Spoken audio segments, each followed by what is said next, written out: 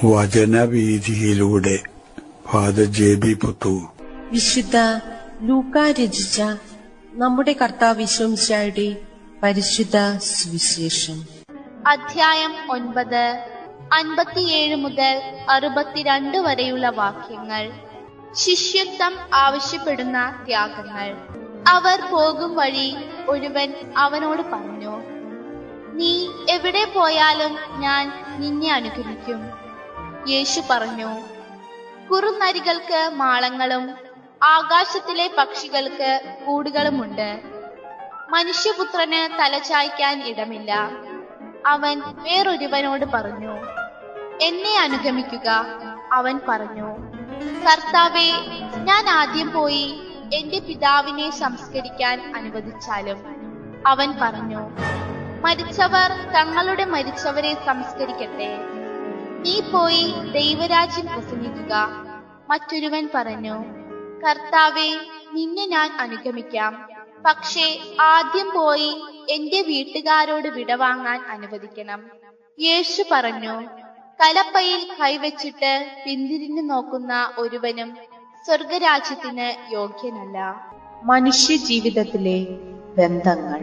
യേശുവിന്റെ ശിഷ്യത്വത്തിലേക്ക് കടന്നു വരാൻ ആഗ്രഹിക്കുന്ന ഏതൊരുവനും ജീവിതത്തിൽ നൽകാൻ ഇടവരേണ്ട വില എന്താണെന്നും ശിഷ്യത്വം ആവശ്യപ്പെടുന്ന ത്യാഗങ്ങൾ എന്താണെന്നും നമ്മുടെ മുമ്പിൽ വ്യക്തമാക്കപ്പെടുന്ന ഒരു സുവിശേഷ ഭാഗമാണ് ഇന്നത്തേത്.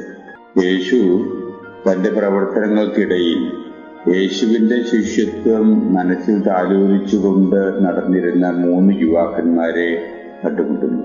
ഒന്നാമനോടായിട്ട് യേശു നിർദ്ദേശിക്കുന്നു, ഇപ്പോൾ ഉള്ള നിന്റെ ജീവിതസ്ഥിതി, ജീവിതാവസ്ഥയിൽ മാറ്റം വരുത്താൻ നീ തയ്യാറാകണം. ഇപ്പോഴുള്ള നിന്റെ ജീവിതത്തിലെ നീ അനുഭവിക്കുന്ന സുഖ സൗകര്യങ്ങൾ ഉപേക്ഷിക്കാൻ നീ തയ്യാറാകണം. അങ്ങനെ ഉപേക്ഷിച്ച് വളരെ ലളിതവും ദരിദ്രവുമായിട്ടുള്ളൊരു ജീവിത സാഹചര്യം തിരഞ്ഞെടുക്കാൻ ഉള്ള ഒരു തയ്യാറെടുപ്പ് നിനക്ക് ആവശ്യമുണ്ട്.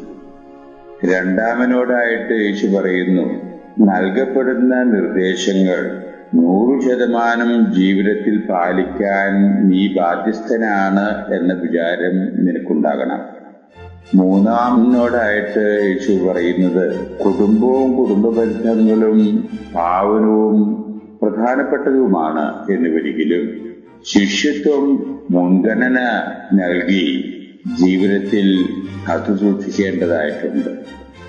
ശിഷ്യത്വത്തിന് കുടുംബ ബന്ധങ്ങളെക്കാൾ മുൻഗണന നിന്റെ ജീവിതത്തിൽ നീ കൊടുക്കാൻ തയ്യാറാകണം. ഇങ്ങനെ ചിന്തിക്കുമ്പോൾ ഒന്നാമനോട് പറഞ്ഞു, തീർത്തും ദരിദ്രമായിട്ടുള്ള ഒരു ജീവിത ശൈലി നിന്റേതാക്കാൻ നീ ഉദ്ദേശിക്കണം. രണ്ടാമനോടായിട്ട് യേശു പറഞ്ഞു, അനുസരിക്കാൻ നീ പഠിക്കണം. മൂന്നാമതിനോടായിട്ട് യേശു പറയുന്നു, കുടുംബ ബന്ധങ്ങളെക്കാൾ പ്രാധാന്യം കൊടുക്കേണ്ട ഒന്നാണ് ശിഷ്യത്വം.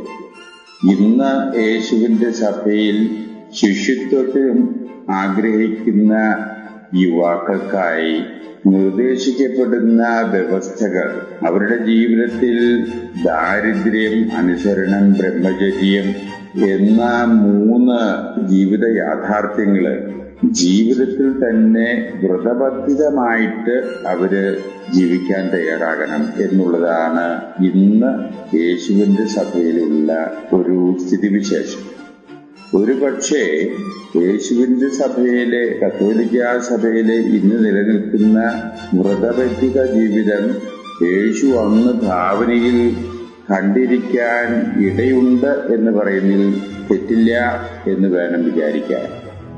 അങ്ങനെ വരുമ്പോൾ ശിഷ്യത്വത്തിന് ആദ്യമായിട്ടും അധികമായിട്ടും ഉണ്ടാകേണ്ടത് ജീവിതത്തിൽ അനുഷ്ഠിക്കാൻ ഇടവരേണ്ട ഇന്ന് ജീവിക്കുന്ന സാഹചര്യങ്ങളിൽ നിന്ന് ഒരു വ്യത്യാസപ്പെട്ട ജീവിത ശൈലി ഉൾക്കൊള്ളാൻ വേണ്ടിയുള്ള ഒരു തയ്യാറെടുപ്പ്, ജീവിതത്തിൽ അനുസരിക്കേണ്ടവരെ അനുസരിക്കാനുള്ള ഒരു മനസ്ഥിതി വിശേഷം, മറ്റെല്ലാ ബന്ധങ്ങളെക്കാൾ പ്രാധാന്യം കൊടുത്ത് ജീവിതത്തിൽ അനുവർത്തിക്കേണ്ട ഒരു ബന്ധമാണ് ശിഷ്യത്വം എന്നുള്ള യാഥാർത്ഥ്യം.